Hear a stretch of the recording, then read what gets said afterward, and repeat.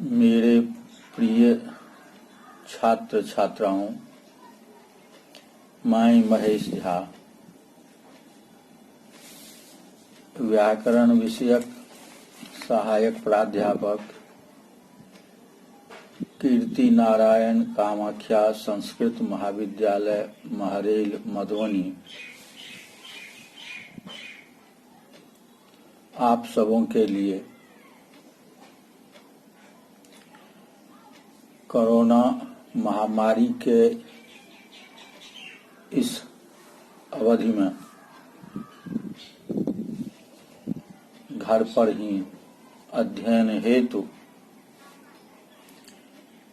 वैयाकरण सिद्धांत कौमुदी प्रथम भाग में अजंत पुल्लिंग प्रकरणस्थ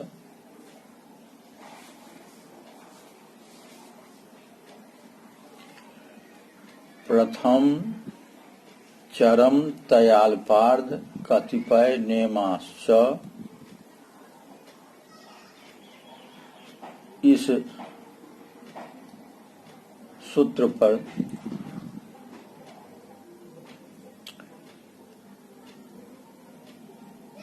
विचार प्रस्तुत कर रहा हूं।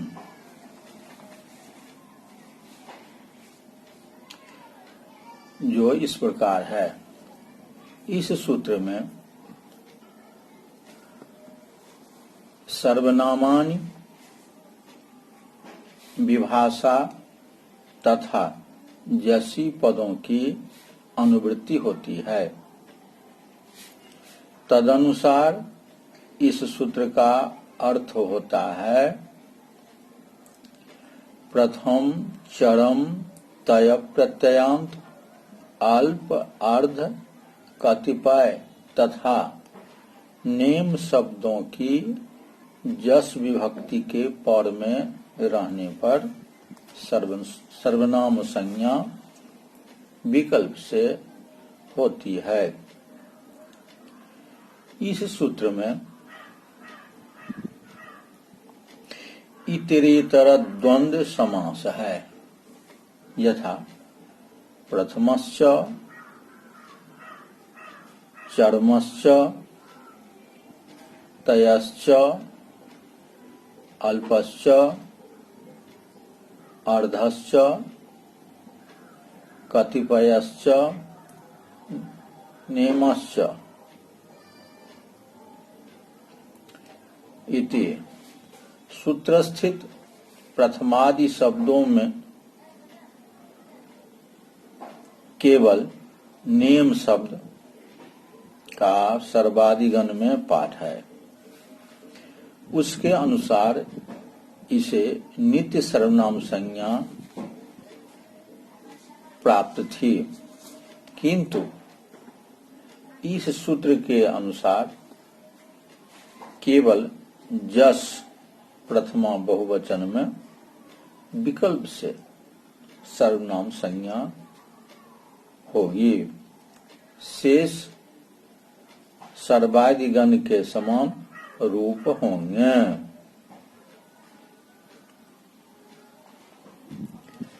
इस सूत्र में शेष 6 शब्दों के केवल प्रथमा बहुवचन में 2 रूप होंगे। शेष रूप राम शब्द के समान होंगे। उदाहरण स्वरूप सर्वनाम संज्ञा होने पर प्रथम शब्द से प्रथमा के बहुवचन में जस विभक्ति, जस से इस सूत्र से जस के स्थान में सी आदेश होता है और लसक्व तद्धिते सूत्र से शकार की इत संज्ञा होने पर इकार शेष रहता है, जिसे प्रथम शब्द के मकार स्थित आकार के साथ परस्पर में गुण होने पर प्रथमे शब्द की सिद्धि होती है।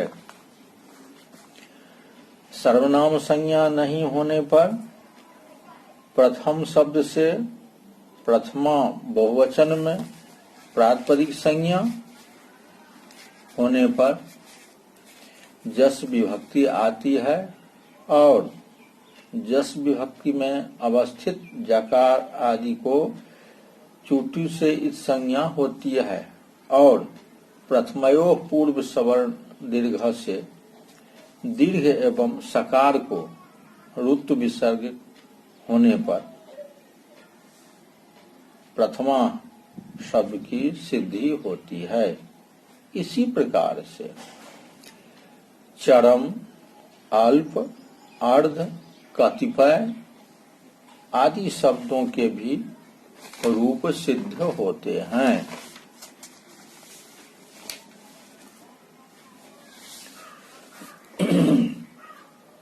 सूत्र में तयप शब्द तयप प्रत्यय का बोधक है। प्रत्यय ग्रहणे तदंताग्राह्या इस परिभाषा के बल से प्रत्यय में तदंत विधि होती है, जिससे तय प्रत्ययांत शब्दों का ग्रहण होता है। तदनुसार द्वितय, तृतीय, पंचतय आदि शब्दों का ग्रहण होता है। इन शब्दों का रूप सर्वनाम संज्ञा होने पर द्वितीय, सर्वनाम संज्ञा नहीं होने पर द्वितीया।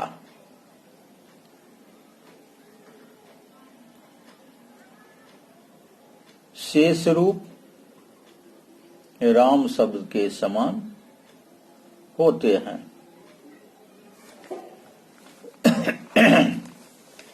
नेम शब्द का रूप सर्वनाम संज्ञा होने पर नेमे, सर्वनाम संज्ञा नहीं होने पर नेमा। शेष रूप सर्व शब्द की भांति होती है।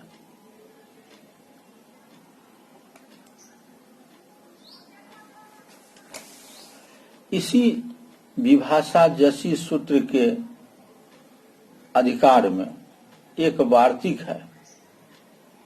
विभाषा प्रकरणे तीयस्य नित्सूप संख्यानम। इस वार्तिक के द्वारा तीय प्रत्यांत को ङे, ङसी, ङस, ङी इन चार विभक्तियों में विकल्प से सर्वनाम संज्ञा का विधान होता है, जिससे चतुर्थी विभक्ति के एक वचन में ङे को विकल्प से अस्मय आदेश होने पर द्वितीयस्मय, सर्वनाम संज्ञा के अभाव में द्वितीयाय, पंचमी विभक्ति के एक वचन में ङसी के स्थान पर विकल्प से स्मात होने पर द्वितीय स्मात, सर्वनाम संज्ञा के अभाव में द्वितीयात, सप्तमी विभक्ति के एक वचन में नी के स्थान पर विकल्प से स्मिन आदेश होने से द्वितीयस्मिन, साथ ही सर्वनाम संज्ञा के अभाव पक्ष में द्वितीय। इसी प्रकार तृतीयस्मिन, तृतीय शब्द का भी रूप होगा।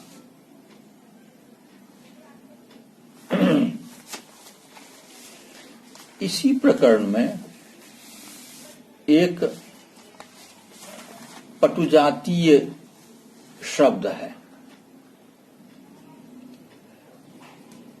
जो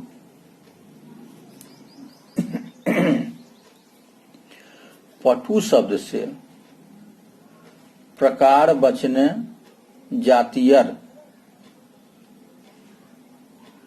इस सूत्र द्वारा जातीय प्रत्यय होने पर पटुजातीय शब्द की सिद्धि होती है। सर्वनाम संज्ञा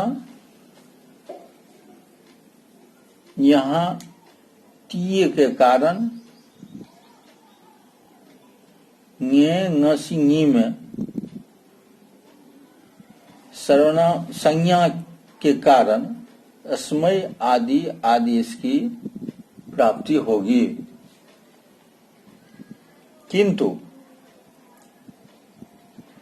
अर्थवद ग्रहणे नानर्थकस्य ग्रहणम, यह एक परिभाषा है कि अर्थवान के ग्रहण में अनर्थक का ग्रहण नहीं होगा। इस प्रकार पटुजातीय शब्द में जातीय घटक तीय शब्द अनर्थक है।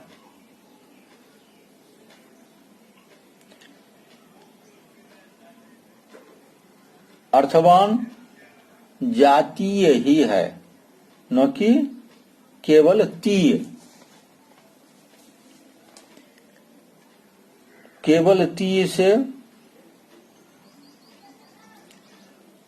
कोई काम नहीं होगा। वह जब जातीय शब्द बनेगा तब ही ञेर्य से चतुर्थी एक वचन में य आदेश होने से जिस प्रकार राम शब्द का रूप होता है अरामाय, उसी प्रकार इसका भी रूप होगा पटुजातीयाय। अन्यथा यहाँ ङेर्य सूत्र की प्रवृत्ति नहीं होगी, और ङेर्य सूत्र की प्रवृत्ति यदि नहीं होगी तो पटुजातीयाय यह प्रयोग कथमपि नहीं सिद्ध होगा।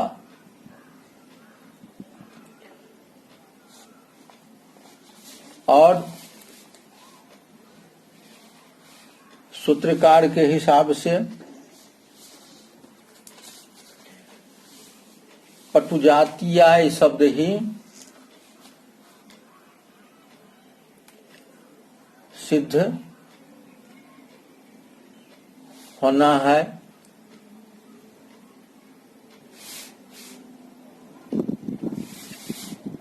इस प्रकार जातीय शब्द में ञेर्य से ञे का यो आदेश होने पर पटुजातीयाय यह प्रयोग निष्पन्न होगा। यह व्याकरण का पाणिनीय मतानुसार शाश्वत नियम है। इस नियम के विरुद्ध चलने पर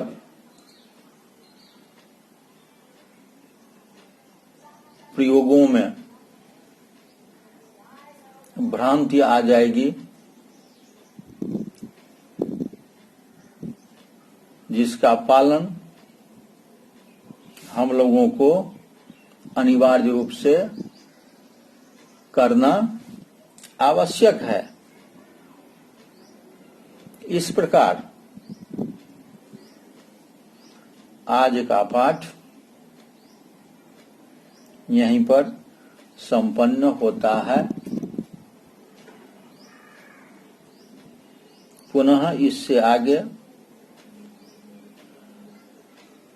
अगला पाठ में प्रस्तुत किया जाएगा। धन्यवाद।